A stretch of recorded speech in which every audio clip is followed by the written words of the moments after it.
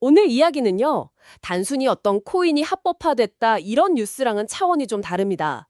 미국이 2026년 7월까지 이 스테이블 코인의 글로벌 표준을 만들겠다, 아예 이렇게 못을 박아버린 사건에 대한 이야기인데요. 최근에 미 하원이 연준이나 FDIC 같은 핵심 금융기관들을 공개 청문회를 불러 세웠어요. 말 그대로 직접 압박을 가하기 시작한 거죠. 오늘 저희는 이 지니어스 법이라고 불리는 법안이 도대체 뭐고, 이게 앞으로 당신의 자산과 글로벌 금융시장의 판을 어떻게 바꿀지 한번 깊숙이 파고들어 보겠습니다. 맞아요. 여기서 핵심은 단순히 스테이블 코인을 허용했다, 이게 아니에요. 완전히 새로운 지배구조를 설계했다는 점이거든요. 뭐랄까, 미국이 달러를 기반으로 한 거대한 디지털 금융제국의 청사진을 세상에 그냥 공개해버린 거나 마찬가지죠. 오늘 그 청사진이 구체적으로 어떤 모습인지 하나씩 좀 뜯어보겠습니다. 좋습니다. 그럼 먼저 이 지니어스 법, 2025년 여름에 통과됐는데 이게 정확히 뭔지부터 짚고 넘어가야 할 것 같아요. 이게 기존에 나왔던 다른 코인 규제들이랑은 완전히 결이 다르다고요. 네, 완전히 다릅니다. 이전의 규제들은 뭐 특정 코인이 증권이냐 아니냐, 아니면 거래소 규칙을 어떻게 할 거냐, 이런 식의 좀 땜질 처방에 가까웠거든요. 부분적인. 그렇죠. 그런데 이 지니어스 법은 말 그대로 스테이블 코인이라는 새로운 자산군의 기본 헌법을 만든 거예요. 앞으로 모든 달러 스테이블 코인은 이 법의 테두리 안에서만 존재할 수 있다, 이런 선언인 거죠. 헌법이라는 표현이 확 와닿네요. 구체적으로 어떤 조항들이 있길래 그런가요? 제가 본 자료에 따르면 핵심 내용이 몇 가지 있더라고요.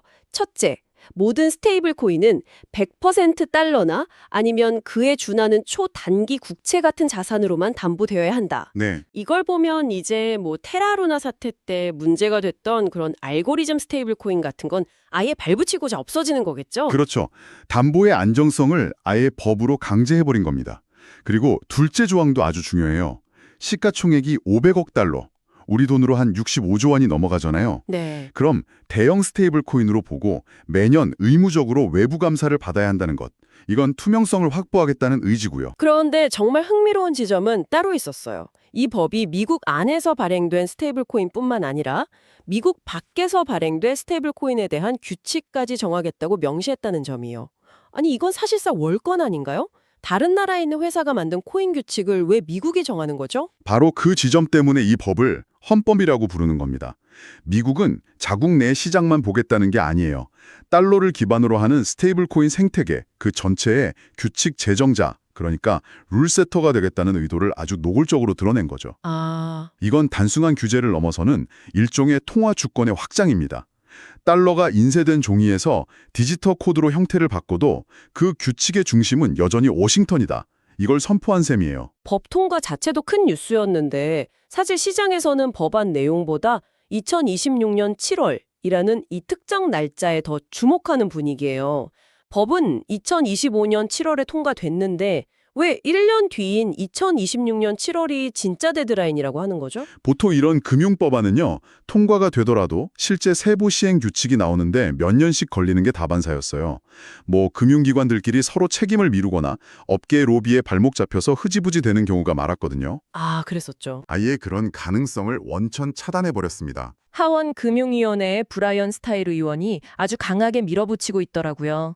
청문회에서 법만 만들어 놓고 세부 규칙이 늦어지는 일은 더는 용납할 수 없다고 대놓고 말했죠. 네, 맞아요. 법 통과 후 정확히 1년, 그러니까 2026년 7월 18일까지 모든 관련 시행규칙을 완성해라, 이렇게 마감일을 못 박아버린 거예요. 만약 이걸 못 지키면 담당 기관장들 다시 의회로 부르겠다고 엄포까지 났고요. 워싱턴이 이렇게 서두르는 데는 다 이유가 있습니다. 바로 글로벌 디지털 통화 경쟁에서 주도권을 놓칠 수 없다는 그 절박함 때문이죠. 한번 생각해 보세요. 중국을 비롯한 다른 나라들이 중앙은행 디지털 화폐, CBDC를 몇 년째 연구하고 테스트하는 동안 미국은 어떤 전략을 썼냐면요. 이미 시장에 수천억 달러 규모로 존재하는 민간 스테이블 코인을 제도권으로 빠르게 편입시키는 아주 실용적인 전략을 선택한 겁니다. 시간을 끄는 것 자체가 이 디지털 패권 경쟁에서 뒤처지는 길이다, 이렇게 판단한 거죠. 굉장히 영리한 접근이네요. 없는 걸 새로 만드는 게 아니라 이미 시장의 승자가 된 플레이어들을 미국 시스템 안으로 그냥 끌어들이는 방식이니까요. 그럼 지금 실제로 이 규칙들을 만드는 기관들은 어딘가요? 뭐 연준, FDIC, 통화감독청 OCC, 연방신용협동조합 감독청 NCUA, 이름만 들어도 쟁쟁한 미국의 금융규제 어벤져가 총출동했더라고요. 맞습니다. 이 기관들이 각자 역할을 분담해서 스테이블 코인이라는 새로운 영역에 질서를 부여하는 과정이에요. 예를 들면 연준은 전체 시스템의 안정성을 감독하고 FDIC는 은행 예금자 보호처럼 스테이블 코인 사용자 보호 장치를 설계하고요. 또 OCC 같은 곳은 은행들이 스테이블 코인 발행에 참여할 때 자격 요건을 만드는 식이죠. 그럼 이 많은 규칙들 중에서 가장 먼저 나올 규칙은 뭘까요? 이 부분에 대한 힌트가 NCUA, 즉 연방신용협동조합 감독청 수장의 발언에서 나왔어요. 그가 청문회에서 이렇게 말했죠. 가장 먼저 나올 규칙은 누가 스테이블 코인을 발행할 수 있는가에 대한 것입니다. 네. 이게 모든 것의 시작점이자 가장 중요한 부분입니다. 바로 발행사 허가제예요. 발행사 허가제, 이게 왜 그렇게 중요한 첫 단추가 되는 건가요? 예를 들어서 준비금을 어떻게 구성해야 하는지 이런 기술적인 규칙을 먼저 정할 수도 있잖아요. 좋은 질문이에요.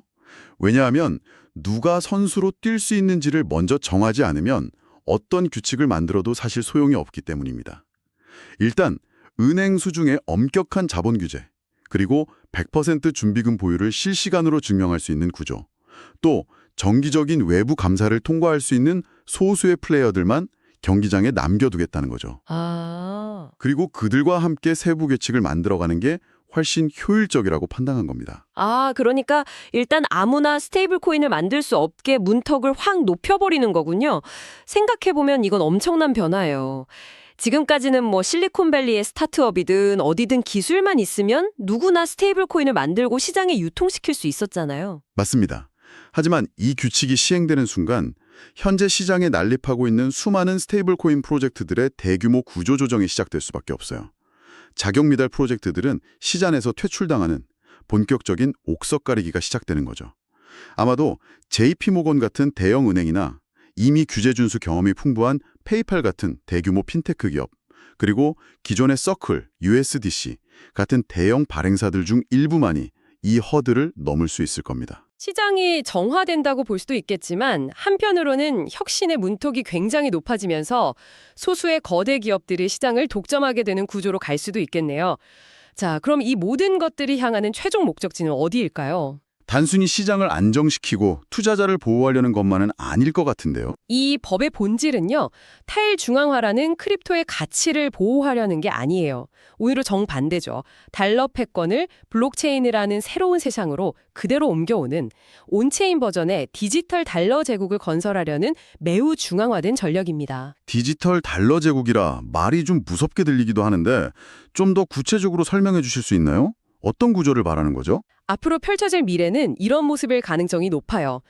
미국 정부와 연준은 달러 기반 스테이블 코인의 발행 자격과 규칙을 통제하는 디지털 통화 발행국 역할을 하게 됩니다. 그리고 다른 나라들은요, 미국이 허가한 USDC나 혹은 페이팔이 발행한 스테이블 코인을 자국의 주요 결제 및 금융 인프라로 사용하는 거죠. 이게 바로 디지털 식민지 구조가 될 수 있다는 분석이 나오는 이유입니다. 각 나라들이 자체적으로 CBDC를 개발하는 것보다 이미 전 세계에 깔려있는 미국산 스테이블 코인을 쓰는 게 훨씬 빠르고 효율적일 수 있으니 충분히 가능한 시나리오네요. 결국 스테이블 코인은 더 이상 단순한 암호화폐가 아니라 그 자체가 새로운 시대의 통화가 되는 거군요. 정확합니다. 과거에 스위프트망을 통해서 달러가 전 세계로 퍼져나갔듯이 이제는 이더리움이나 솔라나 같은 블록체인 네트워크를 통해 디지털 달러가 퍼져나가는 구조를 미국이 직접 설계하고 있는 겁니다. 그런데 이 거대한 계획에 누구도 예상치 못한 정치적 변수가 터져나왔어요. 바로 도널드 트럼프 현 미국 대통령의 이해충돌 논란입니다. 네, 이것이 이 계획의 가장 큰 아킬레스건이 될 수 있습니다. 법과 제도가 아무리 완벽해도 그것을 집행하는 최고 권력자의 공정성에 의문이 제기되면 전체 시스템이 흔들릴 수 있거든요. 민주당의 맥심 워터스 의원이 이 문제를 정면으로 제기했죠. 트럼프 대통령이 월드 리버티 파이낸셜이라는 암호화폐 프로젝트의 공동 창립자다. 이 사실을 지적한 건데요. 질문의 핵심은 아주 간단하고 강력해요.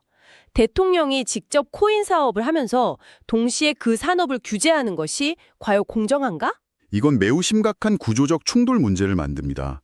국가의 규제 방향을 결정하는 최고 권력자가 특정 프로젝트의 직접적인 이해관계를 가지고 있다면 앞으로 만들어질 모든 규제가 과연 국가 전체의 이익을 위한 것인지 아니면 대통령 자신이 관련된 특정 사업의 이익을 위한 것인지 이 의심이 계속될 수밖에 없어요. 예를 들면 어떤 상황이 벌어질 수 있을까요? 만약에 트럼프 대통령과 연관된 그 월드 리버티 파이낸셜이 이 새로운 제니어스법에 따라서 스테이블 코인 발행사 라이센스를 신청한다면 어떻게 되는 건가요? 심사 과정 자체가 정치적 논란의 중심에 설 수밖에 없겠는데요? 바로 그게 핵심입니다. 연준이나 FDIC 같은 규제 기관이 라이센스 신청을 거부하면 대통령에게 밉보여서 정치적 보복을 당할 수 있다는 압박을 느낄 수 있겠죠. 반대로 덜컥 승인해주면 대통령에게 특혜를 줬다는 비난에 휘말리게 됩니다. 규제기관이 사실상 외줄타기를 해야 하는 상황이 오는 거예요. 어떤 결정을 내려도 정치적 공격을 피할 수 없게 되죠. 이건 단순히 하나의 논란거리가 아니라 제니어스법 전체의 실행 동력을 떨어뜨릴 수 있는 아주 큰 정치적 리스크가 되겠네요.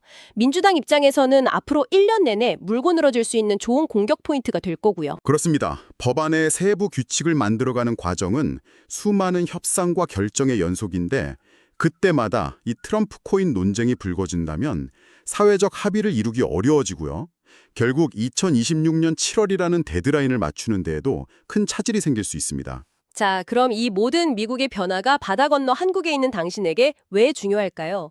남의 나라 정치 싸움 같지만 사실은 우리 지갑과 직결되는 문제입니다. 두 가지 측면에서 직접적인 영향을 줘요. 첫째는 타이밍입니다. 한국도 지금 원화 기반 스테이블 코인 도입을 본격적으로 논의하고 있는데 이 시점과 미국의 제니어스법 실행 시점이 정확히 맞물려요. 둘째, 그리고 더 중요한 건데요. 미국의 규칙은 사실상 글로벌 표준이 될 가능성이 매우 높다는 점입니다. 그렇죠. 달러가 세계 기축통화이듯 디지털 달러의 규칙도 결국 세계의 규칙이 될 테니까요. 근데 한국이 원화 기반 스테이블 코인을 만드는데 왜 달러 규칙을 따라야 하는 건가요? 왜냐하면 국제 금융망에 연결되려면 결국 미국의 기준을 따를 수밖에 없기 때문입니다. 예를 들어 한국의 어떤 핀테크 기업이 원화 스테이블 코인을 만들어서 해외 송금에 쓰고 싶다고 해보죠. 그런데 이 스테이블 코인의 준비금 구성이나 감사 요건이 미국 기준에 미치지 못한다면 외국의 어떤 은행이나 거래소도 이 코인을 받아주지 않을 겁니다. 신뢰할 수 없는 자산으로 그냥 낙인 찍히는 거죠. 결국 국제적인 신뢰를 얻고 글로벌 시장에서 통용되려면 좋든 싫든 미국이 정한 기준에 우리 모델을 맞춰야 한다는 거군요. 맞습니다. 한국의 금융당국이나 은행, 핀테크 기업들에게는 이 미국 기준을 따르지 않을 선택지가 거의 없다고 봐야 해요. 이는 국내 투자 환경에도 직접적인 영향을 주겠죠. 어떤 식으로요? 앞으로는 미국 규제를 통과한 극소수의 스테이블 코인, 예를 들어 USDC나 연준이 보증하는 스테이블 코인 같은 것만이 진짜 안전자산으로 인정받을 거고요. 그 외의 수많은 스테이블 코인들은 위상이 크게 달라질 수 있어요. 당신이 투자 포트폴리오에 어떤 스테이블 코인을 감고 있느냐에 따라 자산의 안정성이 극명하게 갈릴 수 있다는 의미입니다. 메이드 인 USA 인증을 받은 코인과 그렇지 않은 코인으로 시장이 재편될 수 있다는 거죠. 정리해보면 이 지니어스 법은 스테이블 코인 규제의 끝이 아니라 미국 중심의 새로운 디지털 금융 질서가 시작됐음을 알리는 신호탄이네요. 그리고 그 완성 목표 시점이 바로 2026년 7월이고요. 네, 그 순간이 오면 스테이블 코인은 더 이상 코인이라는 단어로 불리지 않을지도 모릅니다. 그냥 새로운 금융 시스템 그 자체가 되는 거죠. 오늘 우리가 논의한 이 거대한 흐름을 꼭 기억해 주셨으면 해요. 그리고 마지막으로 이런 질문을 한번 던져보고 싶습니다. 하나의 디지털 코드가 한 국가의 고속도로나 전력망처럼 핵심 사회 인프라가 된다는 것은 과연 무엇을 의미할까요? 앞으로 계속 생각해 볼 중요한 질문입니다. 시청해주셔서 감사합니다.